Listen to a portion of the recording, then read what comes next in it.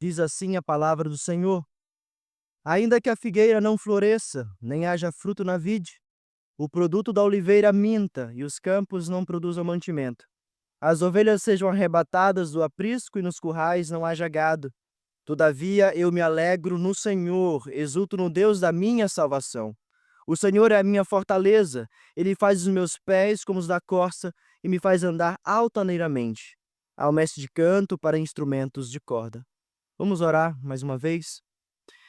Senhor Deus, Pai querido, nós mais uma vez nos achegamos a Ti, certo de que Tu nos ouves, Senhor, não por nós, mas pelo Teu Filho Jesus Cristo. Te pedimos, Senhor Deus, que use Teus servos, Senhor Deus, como já foi pedido e clamado a Ti, que tudo que for dito aqui esteja de acordo com a Tua palavra, Senhor. Consola-nos, Pai amado, por meio da Tua palavra, exorta-nos, Pai amado, nos encoraje, Senhor. É isso que nós te pedimos, em nome de Jesus, Teu Filho amado. Amém. Meus queridos, esse é o segundo domingo do ano, né? O ano está bem no início. Esse ano que passou, certamente nós tivemos algumas dificuldades. Quando eu falo nós, eu falo de um modo geral. Houveram mudanças em nossas vidas. Lá em casa nós tivemos algumas mudanças no ano passado. Os nossos familiares, por vezes, passaram também por problemas. Isso, de certa forma, nos atinge. Na igreja, de um modo geral, e quando eu falo de um modo geral, falando de um Brasil, até mesmo no presbitério, alguns irmãos, inclusive aqui nessa comunidade, precisaram se deslocar para servir em outros locais. Alguns irmãos foram para outras igrejas em outros estados. E assim a gente vê todo o agir do Senhor no nosso meio. Mas diante dessas situações, a gente por vezes fica aflito e nós recorremos a Deus em oração, pedindo a Ele sabedoria para discernir o que muitas vezes nos ocorria. E em 2025, eu preciso dizer, nesse ano que se iniciou, as coisas não serão diferentes. De igual modo, nós teremos dificuldades. Talvez para alguns, até maiores aflições recaiam sobre suas vidas. Eu preciso dizer isso. Nós não cremos no evangelho da prosperidade, onde ao seguir o Senhor Jesus nós estamos isentos das dificuldades. E ao olharmos talvez as previsões financeiras, a saúde muitas vezes debilitada, os problemas familiares e até mesmo o cenário político que nos cerca. O que passa em nossos corações? O que passa na nossa mente? A quem recorremos e onde está a nossa confiança? Eu não quero que nós pensemos que a mudança do calendário por si só ela traz um renovo ou aquela ideia mística de que a virada do ano, chegando alguns até a fazer algumas que chamam de mandingas. Não, nós não cremos nisso, nem creio que isso seja uma dificuldade para os irmãos. Eu não estou falando disso, de uma mera superstição. Entretanto, nós não podemos negar que a mudança do ano traz consigo também algumas mudanças. As crianças, por vezes, avançam no seu nível escolar, algumas mudam inclusive de escola, algumas passam para uma nova etapa do ensino, contratos trabalhistas se encerram e outros são assinados, trazendo assim demissões, admissões. A rede pública de saúde, as filas dão uma leve caminhada e tratamentos aguardados por vezes se iniciam. Alguns tratamentos que se esperava, algumas cirurgias que hão de surgir. E muitas outras coisas devem acontecer a nós, é natural. Mas, mais uma vez, eu pergunto: diante de todas essas situações, onde está a nossa confiança? Em quem nós temos confiado? Abacuque é um dos profetas menores, e ele é menor não por ser de menor importância, antes porque é um texto pequeno. Se nós observarmos o livro, ele tem 3 capítulos.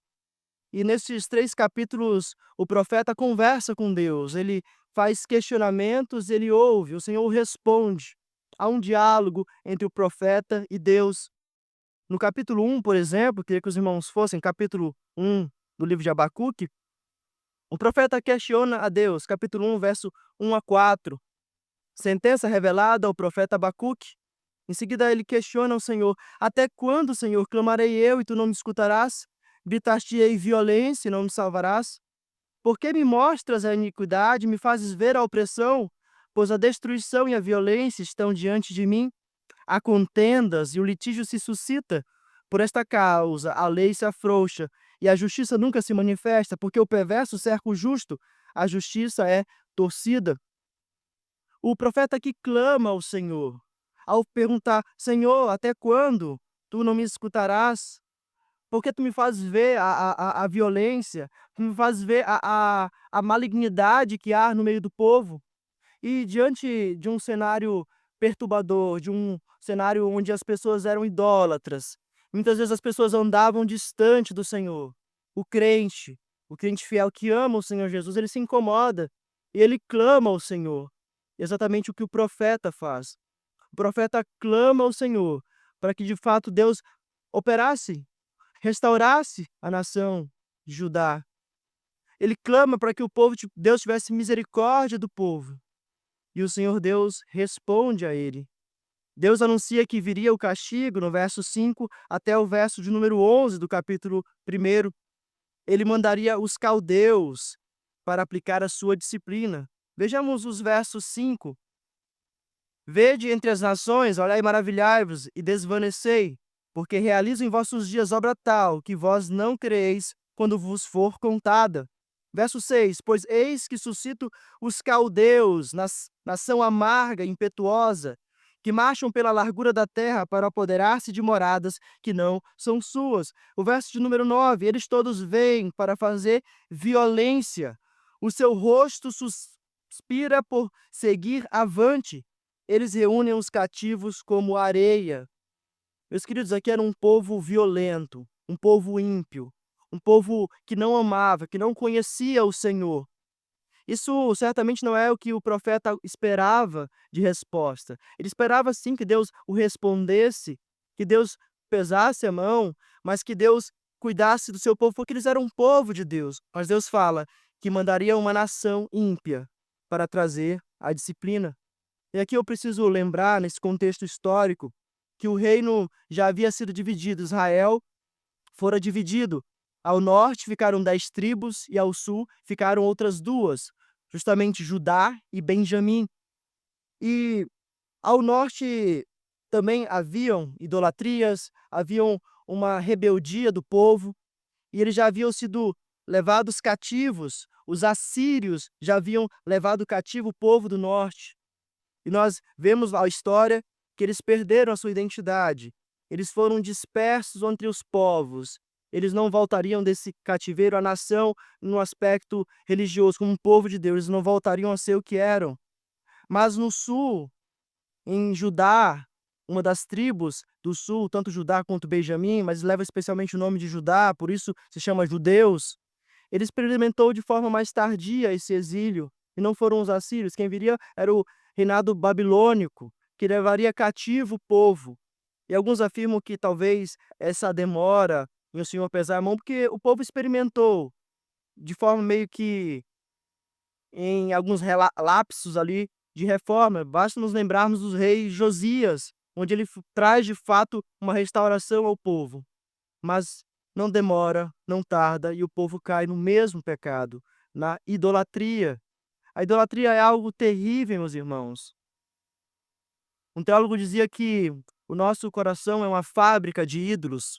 Nós facilmente fabricamos ídolos para nós, quer sejam coisas materiais, até mesmo imateriais. Nós temos a tendência natural a idolatrar.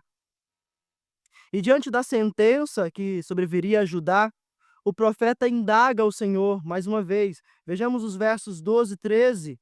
Diante daquilo que o Senhor diz que traria disciplina ao povo por meio de uma nação ímpia, ele diz: Não és tu desde a eternidade, verso 12, ó Senhor, meu Deus, ó meu santo, não morreremos, ó Senhor, para executar juízo puseste aquele povo. Tu, ó rocha, fundaste para servir de disciplina. Tu és tão puro de olhos que não podes ver o mal e a opressão não podes contemplar. Por que, pois, toleras os que procedem perfidamente e te calas quando o perverso devora aquele que é mais justo do que ele? Mais uma vez aqui, Deus ouve os questionamentos do profeta. E se nós pararmos para pensar, talvez essa seja a nossa pergunta. Nós, de igual modo, questionaríamos e, por vezes, até questionamos o Senhor. Nós não entendemos os seus desígnios. Antes, nós precisamos confiar, como nós vamos ver que o profeta entende que ele precisava confiar no Senhor. Mas aqui, aquele povo que era o povo do Senhor, o povo santo, separado pelo próprio Deus, experimentaria da disciplina aplicada por um povo ímpio. E ele, nesse contexto, ele indaga, ele pergunta como nós, de fato, nós estamos em pecado, mas como o Senhor suscita um povo ainda mais cruel, mais pecador para aplicar a sua disciplina? E mais uma vez Deus responde o profeta, nos versos no verso 4, especialmente do capítulo 2. Ele faz aqui de forma paralela, falando tanto do ímpio quanto do soberbo, ou melhor, tanto do ímpio, do soberbo, quanto daquele que é reto. Verso 4 do capítulo 2: Eis o soberbo, sua alma não é reta nele, mas o justo viverá pela fé. Meus queridos, o crente é sustentado pela fé. Nós somos sustentados pela fé. Deus estabelece os fins e também os meios. O fim é que Deus guardará o seu povo. Deus nos guardará. Deus guardaria o remanescente fiel. O meio pelo qual ele faz isso é por meio da fé, que não vem de nós, é dom de Deus. Deus, ele guardaria o seu povo. E ele responde isso ao profeta: o justo viverá pela fé. Mas também ele, neste verso, ele também fala do soberbo.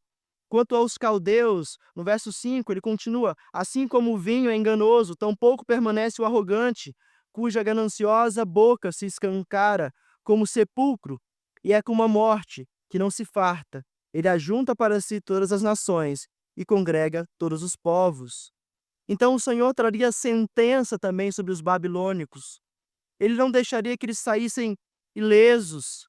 Antes, o Senhor, no tempo dele, pesaria a mão sobre aquele povo ímpio. Nos versos seguintes, do capítulo 2, do verso 6 até o verso de número 20, o Senhor anuncia os ais, os 5 ais. Ai de vocês, povo perverso. Vejamos no verso de número 6, na segunda parte: ai daquele que acumula o que não é seu. Até quando? E daquele que a si mesmo se carrega de penhores. Verso de número 9: ai daquele que ajunta em sua casa bens mal adquiridos para pôr em lugar alto o seu ninho, a fim de livrar-se das garras do mal. Verso de número 12: ai daquele que edifica a cidade com sangue e a fundamenta com iniquidade. Verso de número 15: ai daquele que dá de beber a seu companheiro, misturando a bebida ao seu furor, e que o embebeda para lhe contemplar as vergonhas. Verso de número 19: ai daquele que diz à madeira: acorda, e a pedra muda desperta. Pode o ídolo ensinar? Eis que está coberto de ouro e de prata, mas em seu interior não há fôlego nenhum. O Senhor, no seu tempo, também traria sentença sobre os caldeus. E ao contrário dos judeus, do seu povo, daqueles que eram remanescente fiel, o Senhor os destruiria. No verso 2, especialmente do capítulo 3, nós chegamos aqui ao que nós chamamos da oração de Abacuque. Abacuque clama ao Senhor e ele compõe esta oração para que fosse cantada. Nós cantamos, inclusive, alguns trechos desta oração, especialmente os versos que nós lemos, que será exposto. Mas o fato, meus queridos, é que Abacuque, naquele cenário em que ele clama ao Senhor, o Senhor responde dizendo que traria sentença. Em seguida, ele questiona o Senhor: como o Senhor vai nos disciplinar com um povo ainda mais ímpio, ou um povo ímpio? E o Senhor lhe diz que ele, o justo, viveria pela fé, enquanto aos caldeus eles seriam destruídos, ele pesaria a mão sobre eles. E nesse contexto, Abacuque ora ao Senhor. Capítulo 3. A oração, na verdade, começa a partir do verso 2. No verso 1, ele diz: oração do profeta Abacuque sob a forma de canto. E já expondo aqui o verso 19 que nós lemos, alguns acreditam e afirmam que Abacuque era da tribo de Levi, ele era dessa linhagem, por isso que ele pode compor, ele entrega ao mestre de canto para instrumentos de corda, lá no verso 19. Mas o fato é que Abacuque ora ao Senhor. No verso 2 ele diz: tenho ouvido, Senhor, as tuas declarações e me sinto alarmado. Ele está alarmado diante daquilo que viria. Ele está assustado, como se estivesse com os olhos esbugalhados. Senhor, eu estou alarmado. Verso 2 continua: aviva, Senhor, a tua obra. Ó Senhor, no decorrer dos anos, e no decurso dos anos, faze-a conhecida. Na tua ira, lembra-te da misericórdia. Ele sabe que o Senhor traria ira, traria juízo sobre a nação, mas ele clama que o Senhor também se lembre da sua misericórdia. E nos versos seguintes ele descreve o Senhor como um guerreiro. No verso 4, por exemplo, ele diz: "O teu resplendor é como a luz". O Senhor viria como um guerreiro e traria destruição. E nós vamos ver um pouco mais à frente que essa destruição é sim referente ao exílio que viria, seria uma sentença contra os babilônicos, mas nós entendemos de forma muito clara que é um apontamento para a segunda vinda do nosso Senhor e Salvador Jesus Cristo, que ele virá como um guerreiro. Vejamos o verso de número 12. Na tua indignação marchas pela terra, na tua ira calca aos pés as nações. O Senhor há de voltar, meus irmãos. O Senhor Jesus destruirá os nossos inimigos de forma definitiva. Aqueles que são rebeldes, que o odeiam, e por isso são os nossos inimigos, o Senhor trará sentença. E ele traria sentença sobre os babilônicos. O Senhor viria como um guerreiro.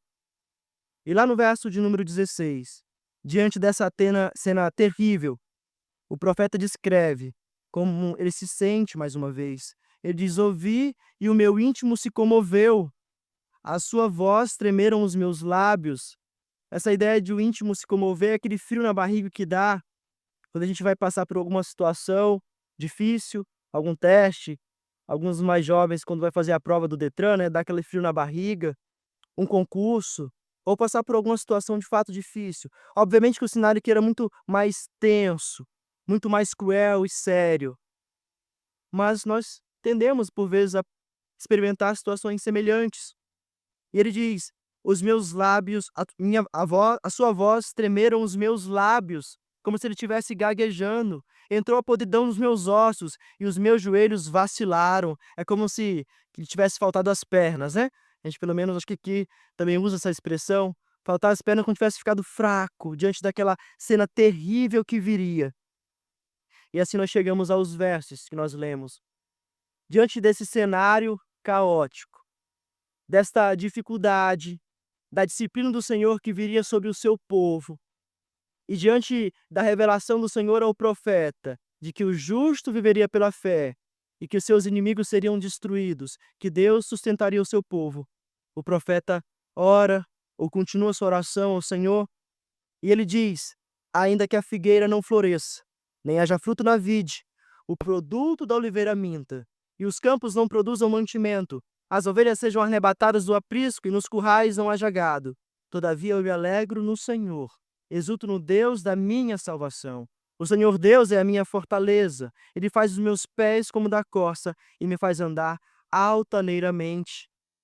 É nesse contexto, diante da disciplina que viria sobre Judá, o profeta enxerga os adventos futuros de julgamento do Senhor sobre os perversos e da salvação do seu povo, visão que lhe traz esperança e alegria. Desse modo, meus queridos, eu gostaria de sintetizar esse sermão em uma frase: que nós devemos glorificar a Deus e nos alegrar nele em todos os momentos, inclusive diante das dificuldades. Devemos glorificar a Deus e nos alegrar nele em todos os momentos, inclusive diante das dificuldades.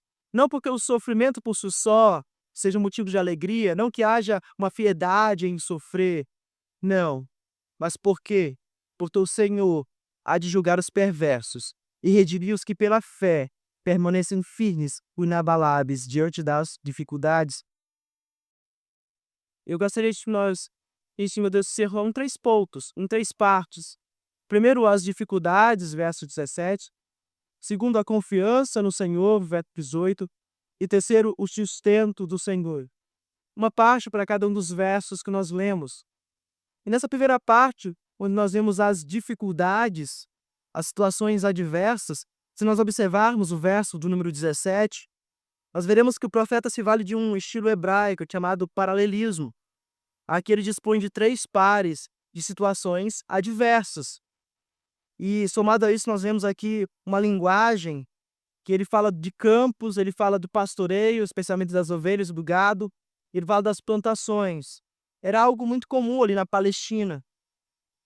E ele fala também desse cenário que viria, ou de uma situação que ele coloca, ainda que essas coisas acontecessem, ainda que tudo isso lhe parecesse ruim, ou ainda que tudo isso fosse pesado, ele vai continuar no verso 18, mas especialmente aqui no verso de número 17.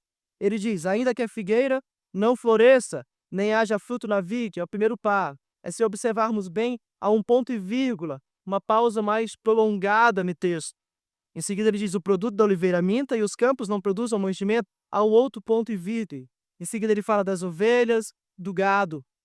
Então, nessa primeira parte das dificuldades, ele fala da figueira e fala da vide. Meus queridos, tanto a figueira quanto a vide eram árvores altamente importantes, comuns. Elas possuíam um significado, uma importância econômica, simbólica e religiosa para os judeus. Eram algumas das árvores mais valorizadas em Israel e mencionadas frequentemente nas Escrituras. Se nós fizéssemos um exercício, facilmente os irmãos certamente poderiam citar algumas passagens que falam da figueira, que falam da vide. E aqui, essas duas árvores, tanto a figueira quanto a vide, ela produziam alimento. Os figos e as uvas, eles podiam ser comidos frescos e também podiam ser comidos secos, né? É o que nós chamamos de uva passa. Nessa época do ano, passou de forma recente, as pessoas tendem a misturar no arroz. Há algumas discussões em torno disso, se é apropriado ou não. Eu particularmente gosto. Mas o fato, meus irmãos, que eu quero destacar é que estes frutos, eles eram, até hoje, né? Mas especialmente ali, naquele contexto, muito comuns, importantes, faziam parte da culinária. Também, através do figo, se faziam as massas de figo. E da uva se extrai o vinho. Inclusive, do vinho é usado na Santa Ceia. É um dos elementos de um dos dois sacramentos instituídos pelo próprio Cristo. O vinho, ele tem um significado importante. E aqui o que o profeta está falando é que não teria vinho e não teriam figos. E se nós nos lembrarmos também, tanto o figo quanto o vinho, ele tem propriedades medicinais no próprio contexto bíblico. Lá em Isaías 38, 21, não precisam abrir, o emplasmo de figos foi usado para curar a ferida do rei Ezequias.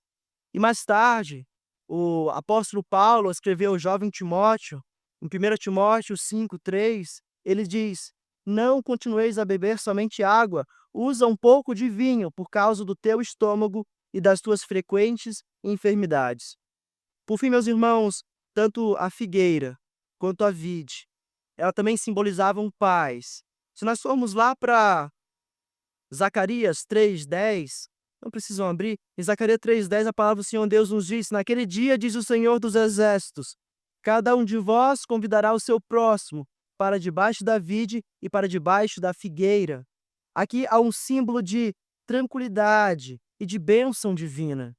Então, tanto a figueira quanto a vide, elas tinham esse significado, que era muito claro para aqueles ouvintes, para os judeus que ouviam. E na segunda parte desse verso de número 17, ele menciona a oliveira e fala também dos campos. Ele diz: o produto da oliveira minta, e os campos não produzam mantimento. Meus queridos, se nós abrirmos a palavra do Senhor, lá em Deuteronômio 8:8, abram comigo. Deuteronômio 8:8. O Senhor aqui menciona 7 espécies que representavam a festividade da Terra Prometida.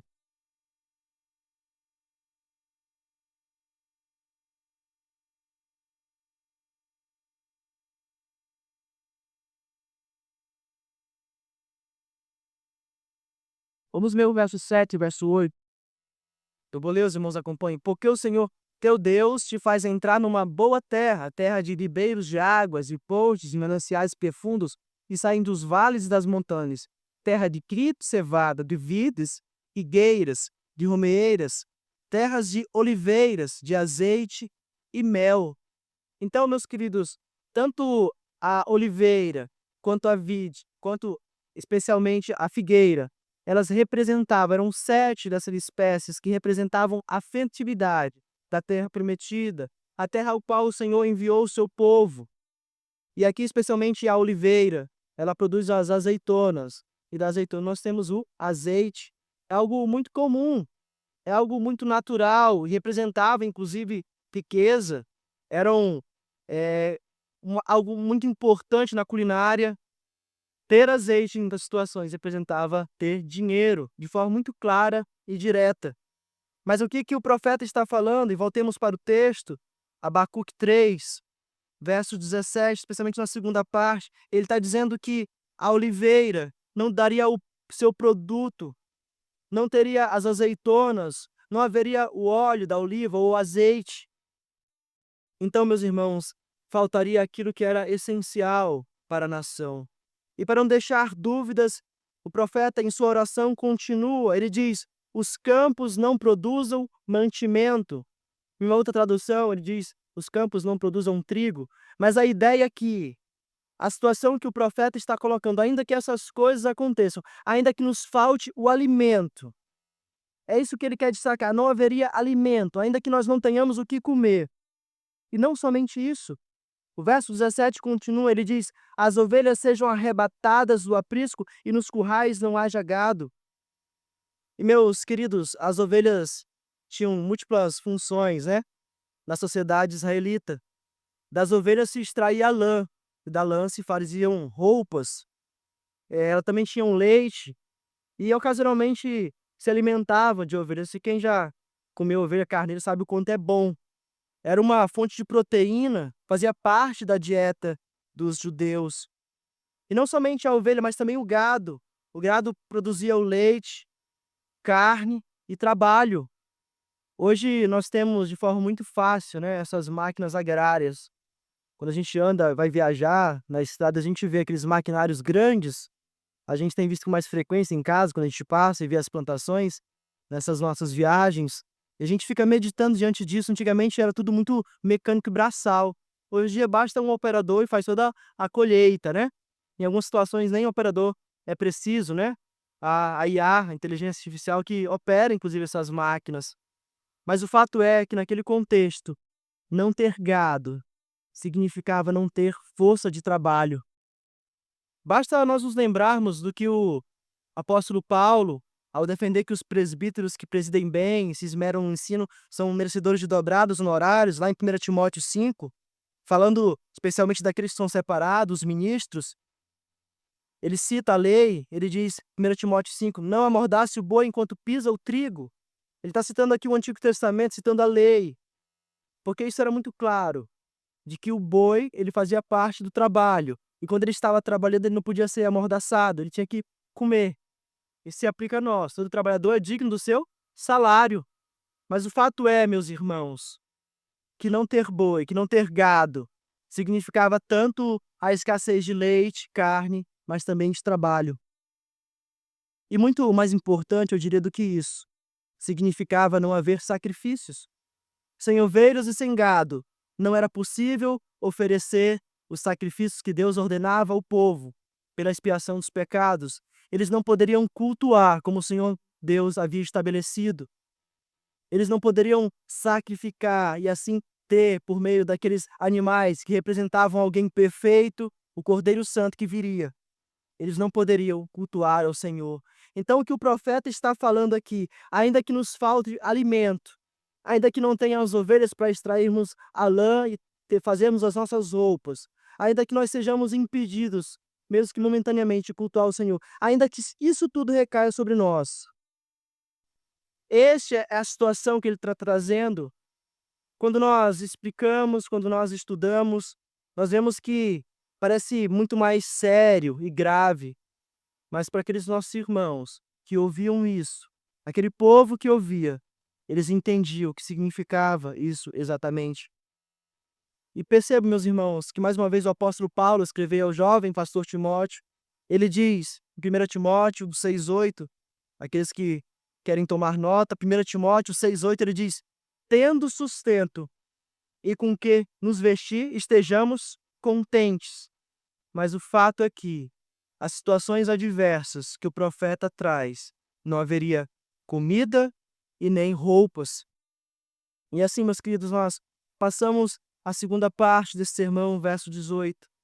Diante desse cenário difícil, dessa situação que o profeta traz, ele diz: todavia, eu me alegro no Senhor, exulto no Deus da minha salvação. Mesmo diante da dificuldade, o profeta demonstra confiança no Senhor. E essa confiança é refletida de forma muito clara e direta nas suas ações, na alegria nele e na adoração a Ele. Eu tenho testemunhado ao longo desse ano, né, o ano que passou, que essa igreja tem sido instruída na palavra do Senhor, nos símbolos de fé. E se eu perguntar aqui às crianças, certamente elas saberão responder: qual é o fim principal do homem? Eu tenho certeza que elas saberão responder: qual é o fim principal do homem? O fim principal do homem é glorificar a Deus e gozá-lo para sempre. O fim principal do homem é glorificar a Deus e alegrar-se nele para sempre. Isso está muito claro na nossa mente. E nós precisamos glorificar a Deus e nos alegrar nele para sempre, em todos os momentos, inclusive diante das dificuldades que surgem, que aparecem, que fazem parte dessa criação caída, como nós lemos na liturgia em Gênesis 3. O fruto do pecado, as consequências do pecado. Mas o fato, meus irmãos, é que o profeta aqui está se alegrando no Senhor, mesmo na ausência de comida, mesmo na ausência daquilo que era básico e essencial para o seu povo, ou para o povo. Ele diz: todavia me alegro no Senhor, exulto no Deus da minha salvação. Ele se alegra no Senhor, e nós de igual modo devemos nos alegrar. E como já dito, essa alegria diante das dificuldades não é simplesmente porque o sofrimento deve ser algo que nós busquemos. Não, a nossa alegria é em saber que o Senhor vai nos sustentar, que o Senhor vai cuidar de nós, mesmo diante das dificuldades, porque nós somos o seu povo. E assim nós passamos a terceira parte desse sermão, o sustento do Senhor. O Senhor Deus, verso 19, é a minha fortaleza, e faz os meus pés como a da corça, e me faz andar altaneiramente. O profeta atribui aqui uma palavra ao Senhor, que é por si só de grande significado, né? Mas quando nós observamos o contexto, ela ganha ainda maior peso e importância, que é a palavra fortaleza.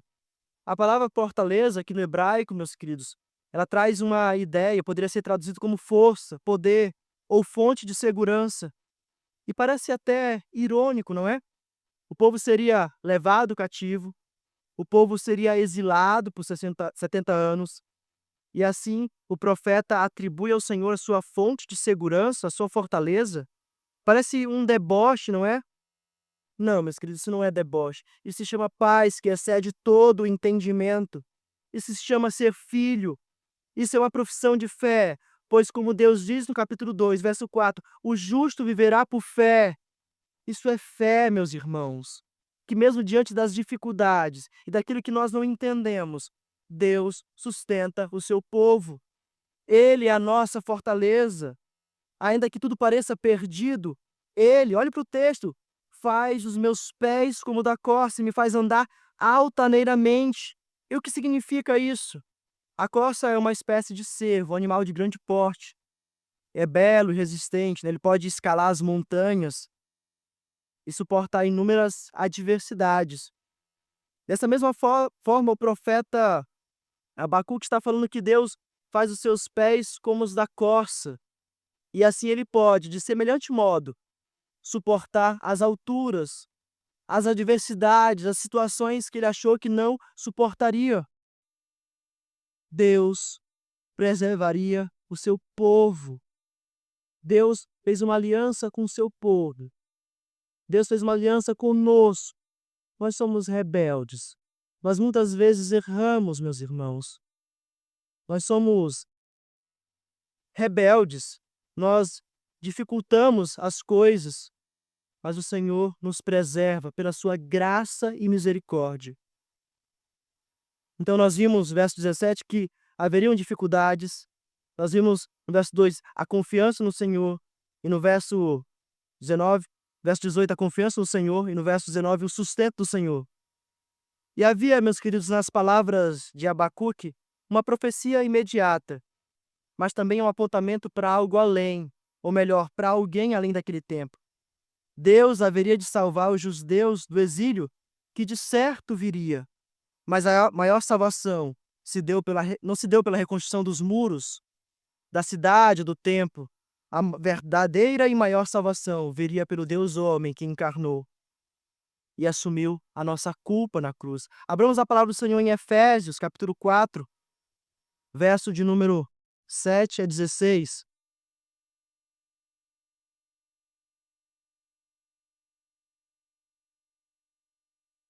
Efésios, capítulo 4, verso 7 ao 16.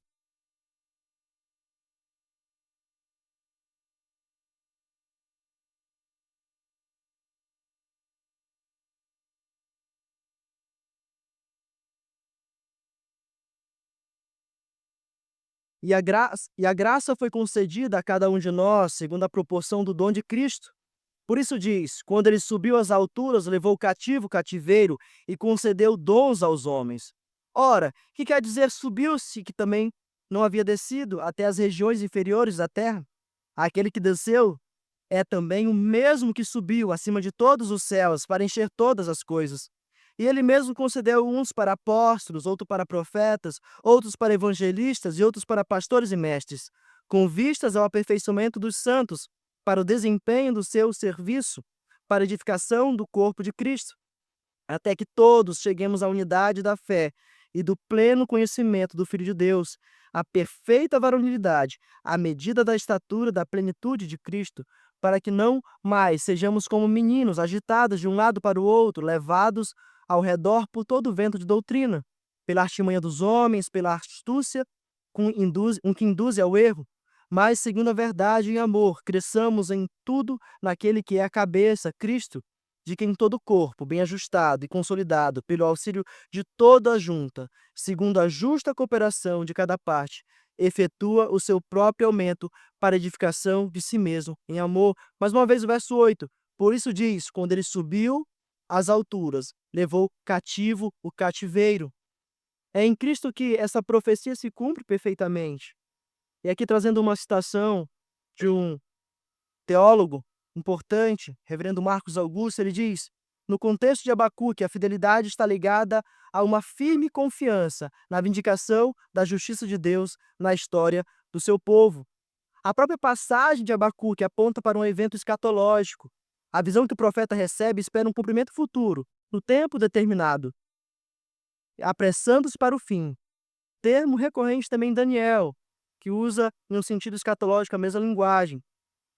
Para o contexto imediato, naquele contexto que o profeta traz essas palavras, a visão refere-se ao fim da opressão babilônica, mas os versos 2 e 3 sugerem uma demora para além do que é esperado ou pretendido. Por isso a visão deve ter registro permanente. A ideia, meus queridos, é que estes versos que nós estamos lendo, especialmente o capítulo 3, quando Deus fala que ele traria, voltamos lá para Abacuque, capítulo 3, que ele seria a fortaleza do seu povo, que ele, especialmente nos versos 2 ao verso de número 16, onde ele fala desse Senhor que via como guerreiro.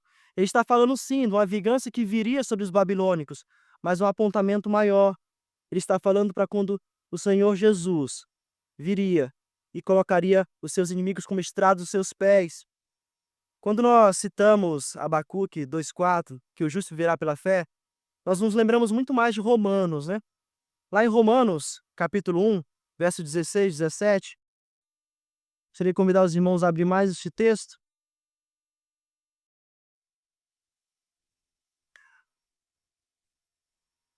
Romanos, capítulo 1, vamos ler o verso 16 e 17.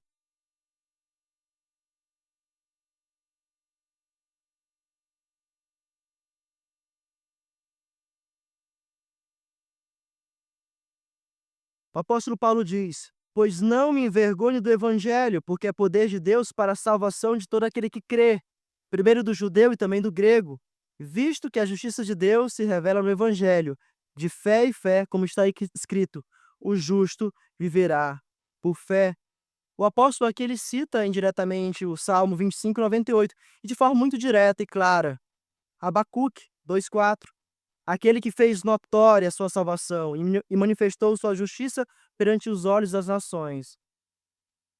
No tempo de Abacuque, julgando os caldeus, manifestou agora de forma consumada a sua justiça em Cristo para a salvação de todo aquele que crê.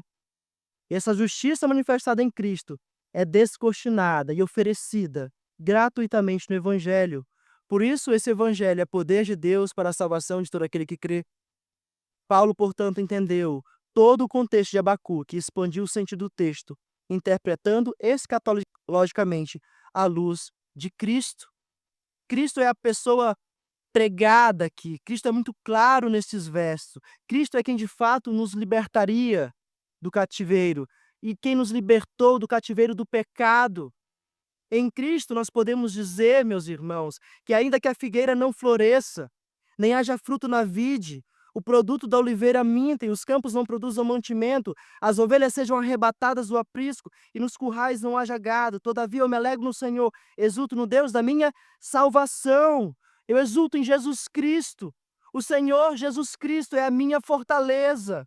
É Ele quem faz os meus pés como a da corça. É Ele quem me faz andar altaneiramente. É o Senhor Jesus Cristo que nos faz suportar aquilo que nós pensamos que não suportaríamos. Meus queridos, é o Senhor Jesus Cristo, a figura central deste texto. É o Senhor Jesus Cristo, aquele que nós devemos enxergar de forma muito clara. O Senhor Jesus Cristo é o nosso mantenedor. O Senhor Jesus Cristo é inclusive quem traz a disciplina sobre o povo. É o Senhor Jesus Cristo quem cuida de nós. E desse modo, meus queridos, eu queria caminhar para 3 rápidas aplicações ao seu coração, ao meu coração, aos nossos corações. Primeiro que, mesmo que neste ano as coisas não tenham acontecido como você gostaria, alegre-se no Senhor. Exulte no Deus a tua salvação, porque é para isso que você foi criado. É para isso que nós fomos criados. Ainda que esse ano que se iniciou, estão nos primeiros dias ainda, primeira quinzena, as coisas deem errado. Talvez você tenha que atrasar o curso de faculdade, talvez problemas financeiros aumentem, talvez a saúde debilite, os problemas familiares só cresçam, contudo, exultem no Deus da vossa salvação. Talvez alguns que aguardam casamento, outros que aguardam filhos, não cheguem no tempo esperado. Contudo, exultem no Deus da vossa salvação. Se alegrem nele. E a forma que nós fazemos isso é cultuando ao Senhor. Nós teremos somado a esse 51 domingos, né? 52, esse já está sendo o segundo. Teremos mais 50 domingos esse ano para vir aqui cultuar ao Senhor. Esse deve ser o momento mais importante das nossas vidas. Deve ser o momento mais importante da nossa semana. Cultuar ao Senhor, cantar louvores a Ele, ouvir a sua palavra, clamar a Ele por perdão, de forma comunitária, como o seu corpo. Essa é uma demonstração prática e clara de nos alegrarmos no Senhor, de confiarmos nele para sempre. Uma segunda aplicação, refugiem-se nele, porque ele é a nossa fortaleza. Diante das adversidades externas ou internas, externas porque sim, nós passamos por problemas e muitas vezes esses problemas, ou quase sempre, pelo menos comigo, são fruto dos nossos pecados. Teremos problemas com familiares, colegas de trabalho, enfim. Diante dessas dificuldades e também daqueles problemas internos, dos nossos temores, coisas que por vezes nós não temos nem coragem de verbalizar, fale ao Senhor, refugie-se nele. Ele escuta as nossas orações e nós nos refugiamos nele também por meio da sua palavra. A palavra de Deus é a forma como nós somos confrontados, encorajados, exortados. E Deus estabelece homens, Ele separa liderança para que possa pastorear os nossos corações. E eu falo aqui com muita tranquilidade. Eu sei que o gabinete pastoral estará à disposição, os oficiais estarão à disposição para aconselhar, para exortar, para encorajar, como tem feito. As irmãs piedosas, ao instruírem as mais novas diante das dificuldades que surgem no casamento, também estarão à disposição. Nós precisamos suportar uns aos outros, mas especialmente aqueles que o Senhor estabeleceu de forma separada para pastorear o seu rebanho, estarão à disposição para pastorear o seu coração, assim como eu tenho sido pastoreado. É dessa forma como Deus nos dá o privilégio, o deleite de nos refugiarmos nele. Refugie-se no Senhor. E se por acaso você ainda não conhece o Senhor, ou se você está distante do Senhor, corra para Ele, ou como um pai amoroso, Ele tem prazer em cuidar de nós. Em terceiro e último ponto, meus queridos, não se preocupe com aqueles que estão sobre você, sobre as autoridades, porque nenhuma autoridade foi dada aos homens senão dos céus. Meus queridos, o STF está lá, todos os ministros estão lá, por vontade do Senhor. O presidente da República está ali por vontade do Senhor. Os senadores, os deputados, os governadores, os prefeitos, os vereadores estão ali por vontade do Senhor. Eles cumprem perfeitamente os decretos do Senhor. Então, acalme o seu coração, descanse nele, porque alguém soberano, alguém que está acima de todos, o nosso Senhor Jesus Cristo. Não há um palmo do universo, de toda a criação, que ele não diga, é meu. E um dia aqueles homens prestarão conta ao Senhor. E nós não devemos nos atemorizar diante disso. Porque quem nos separará do amor de Cristo? Quem? Não há nada que possa nos separar do amor de Deus por nós, porque está alicerçado em Cristo. Então, diante das dificuldades e do cenário político, econômico, que nos cerca e que recai sobre nós, descanse o seu coração, porque o Senhor Jesus Cristo tem controle de tudo, como perfeito Rei, como perfeito Senhor de toda a criação que é. Oremos ao Senhor.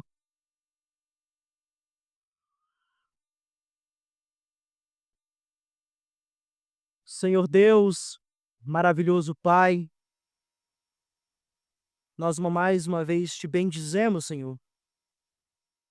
Nós cremos que Tu nos ouve, Pai amado, mesmo que por vezes a Tua resposta não seja aquilo que nós queremos, mas é a Tua vontade sobre a nossa vida.